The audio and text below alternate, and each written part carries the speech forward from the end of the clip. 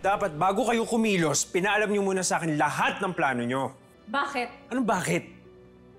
Tama ang ginawa namin ni Christy. Akala ko ba nagkakaisa tayong lahat na dapat pagbayaran ni Shaira lahat ng ginawa niya? Oo nga, pero pinapakomplika niyo ng lahat ng sitwasyon. Dinamoy mo pa si Christy. So yun pala yun. Si Christy ang iniisip mo. Are you scared na baka saktan siya ni Shaira? Leon, hindi pa ba? Umpisa pa lang, si Christy na ang target ni Shaira. At ayaw na matakot ni Christy. Tapos na siya sa stage na yon. Ano, maghihintay na lang kami? Susunod na hakbang ni Shaira? Something needed to be done. Ganon din si Christy. O sa tingin mo, tama yung ginawa niyo? Ha? Nahimukin lahat ng tao? Tapatan sila ng pera, ganon? Leon, nanggaling ka sa kalasag. At alam mo, puro pera lang din ang gusto nila doon. Lalo na si Alakdan. At sigurado ako, kung saan mangkuta nagtatago si Shaira, ganon din yung mga kasamahan niya. So I'm sure, praning na siya ngayon. Pero pera lang ang labanan dito? Ano, hindi lahat nadadaan sa pera o sa mabilisang solusyon. Okay.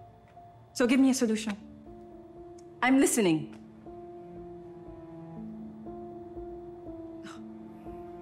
Wala, di ba? Kasi ang hirap hulihin ni Shaira. Desperate problems need desperate solutions. Tsaka bakit pag ganyan yung reaction mo, imbis na matuwa ka na gumawa kami ng paraan, parang nag-aalala ka pa? Dahil mas mapanganib nga itong ginawa ninyo. Napanganib para kanino? Sa amin ba? O sa kapatid mo? Leon, alam kong kapatid mo si Shaira, but you can't tell me you still care for her. After nang ginawa niya sa anak natin? Oo nga, pero madaming sira-ulo sa mundo, mga manloloko. Tinapatan niyo pa yung ulo ni Shaira ng pera. O paano kami tumawag sa inyo? Lokohin kayo. Iniisip niyo ba yon? Komplikado na nga yung buong sitwasyon eh. Iniisip niyo ba yon? Walang masama sa ginawa namin. I have lawyers and I have staff. Tapos na kami. Pagod na kami ni Christy na matakot kay Shaira.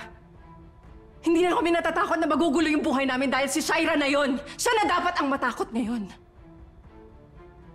Gusto lang namin matapos na to. At dapat pagbayaran niya lahat ng kasalanan niya. Damay na rin yung ibang kasamahan niya.